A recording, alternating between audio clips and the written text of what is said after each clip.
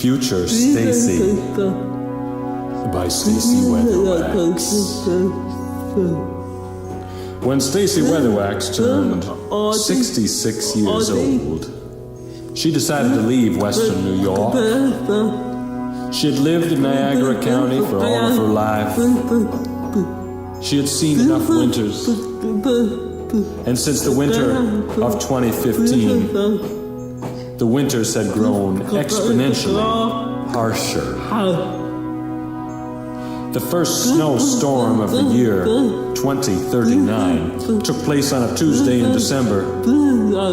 Stacey walked out of her cabin in Orchard Park to catch her ride at the day program at Aspire of Western New York, 7 Community Road, Cheektowaga. Stacey's brother Scott arrived out front in his truck, and since Scott retired from Dun Tire, he gave Stacey a ride to 7 Community Dayab every morning. But that morning was terrible. The snow was falling heavily and blew in all directions, and Stacey could barely see the end of her driveway. She was surprised that Scott had come to get her on such a harsh, wintry day. Moreover, Stacey wondered why Scott was there to get her at 4 o'clock in the morning. Scott was walking up the driveway towards Stacey. "Are you ready?" he asked. "We've got to leave ourselves some extra time." Stacey hadn't even had her coffee, and Scott was already waiting to give her a ride. She yelled, "What are you doing here, Scott? 7 Community doesn't open for 4 more hours. And Denise isn't here with my coffee yet." Forget Denise. She'll probably sleep in anyway, all day, like this. We'll stop at Tim Hortons on the way in. I'll need 5 extra double-doubles if you expect me to go out in this weather, said Stacey. "You can't just stay home, Stacey," said Scott. "You're right, Scott. I can't just stay home. But I can leave home for someplace better, someplace warmer." "What? Leave Orchard Park?" said Scott. He seemed totally shocked. Stacey had never talked about moving before. "Where would you go?" Stacey didn't even have to think about it. She knew exactly where she was going to move to. "Scott, I want to move to Vegas." "Nevada?" said Scott. "Absolutely not. This is your home. We were born in Western New York." "I've seen 66 winters in Western New York, Scott. My 67th winter will be in Vegas." "But do you know anyone down there? Your family's here." "I know you're all here. I'll miss you when I go. But you can always come visit me by Airbus." Scott said nothing, but only looked at Stacey and pulled his collar up a little higher to keep his neck warm. Stacey continued, "Sarah and Lisa live down there. Denise has always said that the day I decide to leave for Nevada, she'll move down there with me. I'll need someone to make my coffee." "All right," said Scott. "If that's what you want to do, I'll help you get there any way I can." Stacey felt sad after Scott accepted her leaving. She expected him to put up more of a fight. He looked sad. She said, "I'm going to move to Las Vegas to get away from the cold, to be closer to the casinos, to get a job. Sarah and Lisa said I could come work at Oz Coffee Bar whenever I wanted to. They do good business, I think. I could help them out. Also, I've done all that I can at Aspire. I've been going there for over 40 years. Scott smiled. He said, "I imagine you'll be happy there." But then he looked a little worried. "You're going to have to tell Jen Baker. You should come in today and officially resign from Aspire." Scott came in out of the cold. Stacey closed the door as they waited for Denise to arrive. Hours later, Stacey and Scott arrived at 7 Community at 8 a.m. sharp. The winter weather slowed them down, but they still made time for Tim Hortons along the way. They had waited as long as they could for Denise, but Scott said it was best that they just go. Stacey suspected that Denise decided to sleep in with Cheyenne. Retired CEO Tom Sy was first to greet them at the door. Oh, hello there, Stacey. Haven't seen you in a while in Lockport. Stacey realized she hadn't been back to Lockport since she tried out her new legs along the Erie Canal. She had walked 10 miles along the canal, and never before had she walked at all. She left her chair behind forever. Replying to Tom Sy, she said, I'm moving away to Nevada to get away from the cold. I came in today to give my official resignation to Jen Baker. Uh-oh, said Tom. She's gonna have to hire a new art teacher. I wish you luck, Stacey. I know a few good ones she can hire, said Stacey. And it's about time we got a new artist in here anyway. Sherry Ellis came out of nowhere all of a sudden. Stacey, you're here? And on such a lousy day? I thought I'd come in and visit on the first winter storm of the year. I'm glad to see you, but I have to tell you, I'm moving to someplace hot and with lots of money. Sherry guessed it right away. So you're finally moving to Las Vegas and you're taking Denise with you? Yes, and I'm hoping you'll help me move, Sherry. Won't you come stay a while? Sherry got very excited. Of course I'll help you move. I love helping people move, and especially in the cold winter.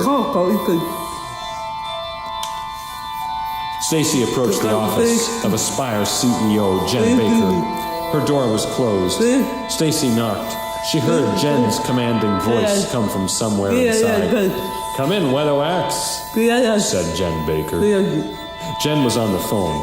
Her administrative assistant, Aaron, was writing notes down. Jen, I have to tell you something, said Stacey. Jen Baker put the phone down and paid very careful attention. She looked so serious. Jen, I'm giving my notice and leaving the art department at Aspire. What? Yelled Jen Baker in both surprise and disappointment. Jen, I just can't take these winters anymore. I'll miss everybody here, but I need a new life. I guess there's nothing I can do to keep you here, Weatherwax, said Jen. We're sorry to lose you. I'll make sure Jody knows how to run the art department when I'm gone. What about coffee in the color purple? Don't worry, Jen. I'll tell Jody that coffee will always be allowed in the art room and that the color purple should be used in every painting. Excellent, said Jen Baker. We should go shoe shopping before you leave. You'll need desert sandals. 2 weeks later, Stacey had all of her belongings loaded up on Air Cordero #1 at Aspire's airport in Gettsville.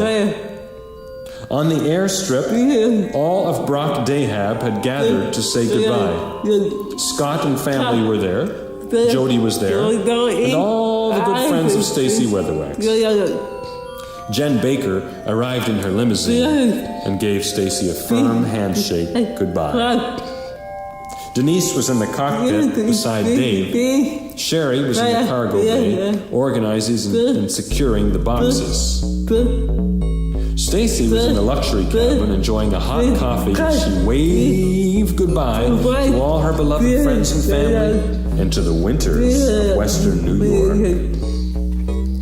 We're ready for takeoff, Miss Weatherwax, said Captain Cordero. Take us out, commanded Weatherwax. How's your coffee? Came a voice through the intercom in Stacey's cabin. It was Denise. Said Stacey. Every cup gets better and better, Denise. Maurice waved his ground control wands southward and gave Captain Cordero the clearance for takeoff. Mark Donatoff was scanning the skies for dangerous gooses. Next stop, Las Vegas, said Captain Cordero. He lifted off. Stacey looked out over the landscape, covered in pure white snow. The sun shone brightly on the fresh ice. She wouldn't miss winter at all, not even its beautiful parts. Captain Cordero made a perfect landing in Las Vegas. Stacey looked out the window and saw the crawling desert, which hadn't changed since they last saw it. Then she saw Lisa Brown and Sarah Sonnenberg standing on the airfield waving. They had arrived to help move all of Stacey's things into her new home. "You're here too early, Stacey," said Lisa Brown. "Go home, Stacey." Stacey squealed, shook her fist at Lisa. Stacey was surprised to see that Lisa's hair was now completely white and in a very tight perm. It was a new look for Lisa Brown. Sarah, the nicer of her old art teachers, said, "Oh, Stacey, she's only kidding. We don't want you to go home. We want you to stay, so long as you have the money." Stacey howled again, shook her fist. She noticed that Sarah's hair had turned quite gray and was held down by an old-fashioned hairnet. "Let's go to my house," said Lisa. "I've got art to show you." Denise and Sherry stepped forward and greeted Lisa and Sarah. Denise went right to business, saying, "But we've got to get Stacey moved into her new house. Dave's unloading her things right now." "Oh, I'm sure we've got time," said Sarah. "Lisa lives just nearby." While Dave unloaded the plane, Sherry, Denise, Stacey, Sarah, and Lisa went to Lisa's house. Stacey didn't expect to find that Lisa's home was right in the Nevada Zoo itself. Her one-story, ranch-style home was in the middle of the elephant field. At first, Stacey felt scared seeing the elephants. They seemed harmless enough, but their massive size was kind of frightening. Lisa, seeing that Stacey was a little frightened, said, "Don't worry, they're completely harmless. They come up to the house all the time and I give them bananas." A pair of adult elephants began moving in their direction.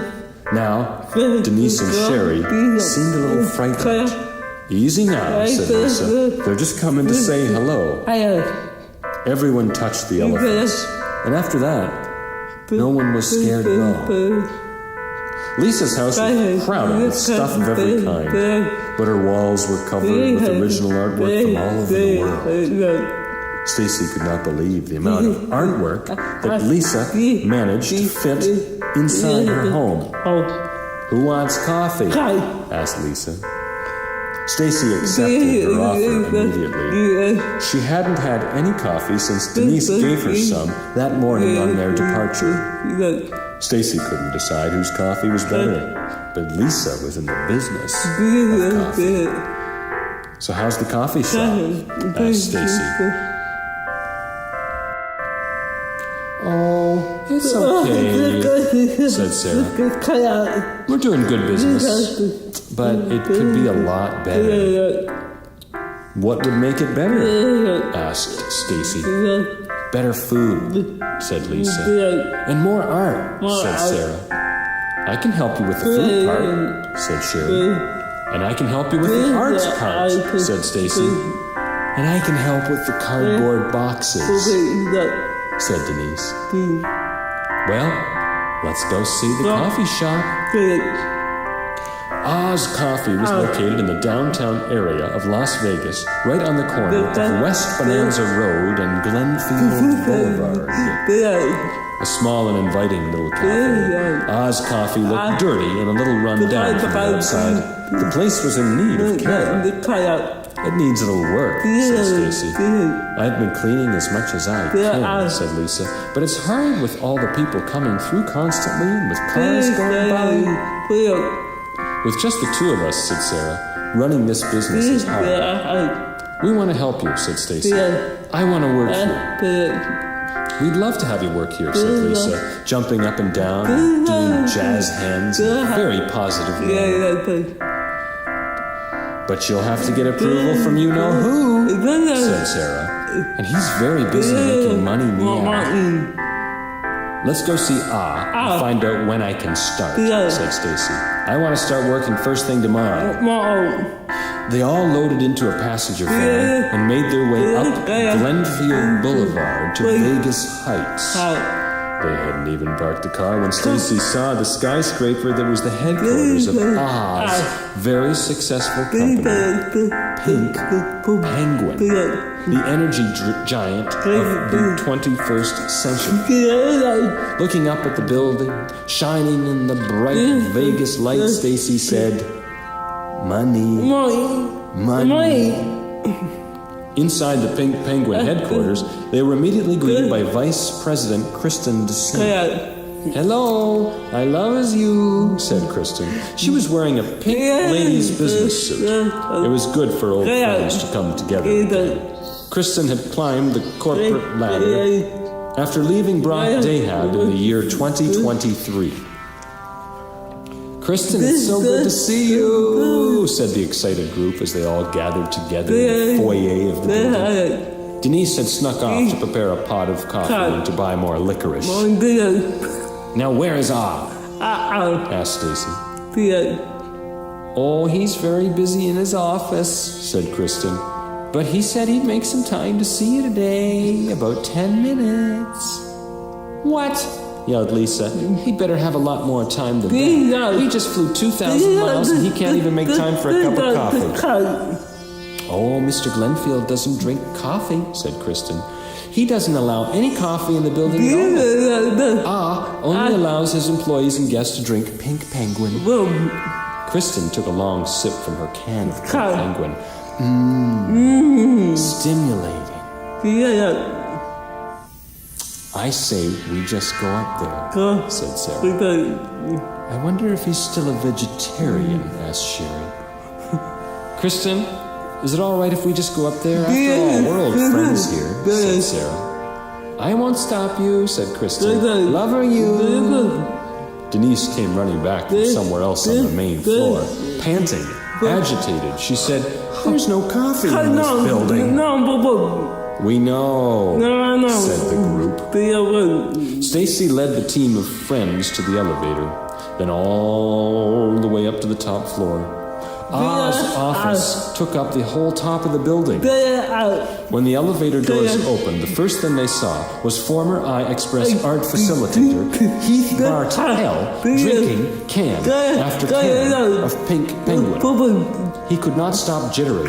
His eyes were so wide, you could see the red parts around his eyeballs. "Heath," said Sarah, "what have they done to you?" "Oh my God," said Lisa. "He's an energy drink tester." "Poor Heath," said Sherry. "Is this your job, to drink these terrible drinks all day?"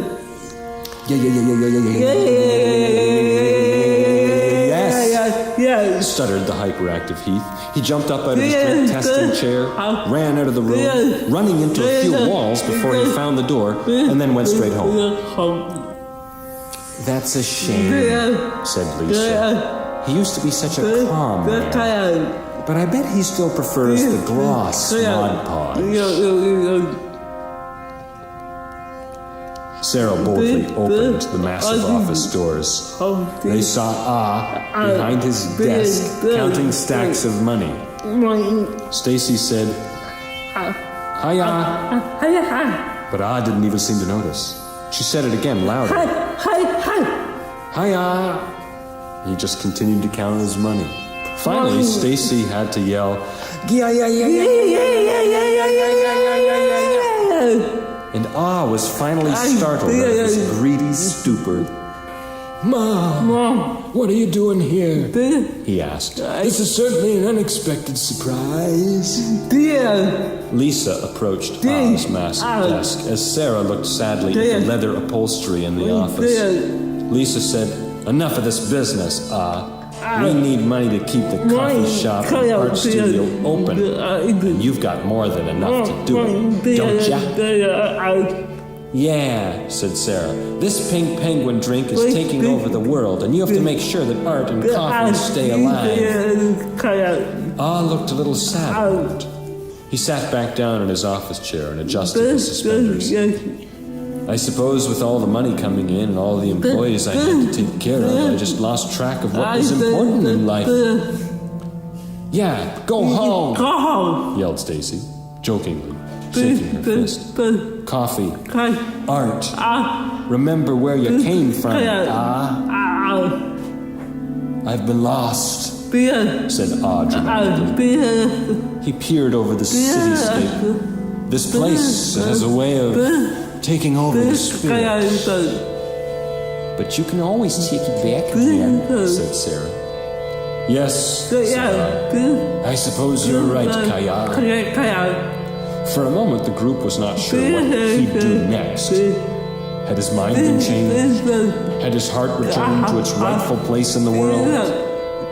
Suddenly, he turned and grabbed his checkbook. There's something we must do before we open the coffee shop again. He began to write a check. He handed it to Sarah. Kaya, you must go to the Nevada minimum security prison on Route 47 and bail out Loretta Van Buren. She was arrested for putting her fist through a window here. I should have got her out of there weeks ago. But the board members felt it best she learn a lesson in holding her temper. Roscoe and Andrea did everything they could to set her straight again, but it didn't work. I'm on it, said Sarah. Then what are we waiting for? Said Lisa. Let's get back to the coffee shop, hang up some art, play some music, and make the dream of the place come true again. Took several $100 million from the Pink Penguin accounts to get the coffee shop started and to sustain it for several years to come. He also designated a generous amount of all Pink Penguin profits to go to Aspire's iExpress program back in Western New York. He left Kristen to sing in charge of the company. While Sarah went to the jail to get Loretta, the rest of the group took to the coffee shop. They all enjoyed coffee together and worked on art and music that afternoon. Sarah finally showed up with Loretta. Loretta said, "What's going on here? How come there's no purple anywhere?" Loretta seemed like her old self again. We'll put purple on the walls, Loretta, said Stacey. From now on, coffee and purple will always be allowed in Oz Coffee Shop. And you'll always have a job here, as long as you promise to not put your fist through any of the windows, Loretta. The shop belongs to us all now, said Oz. We'll need a new name for it. How about the iExpress Coffee Gallery? Proposed Stacey. The group agreed. Within a few weeks, the iExpress Coffee Gallery was filled with great art, moving music, crowds of friends, and of course, the best hot coffee in all of Nevada.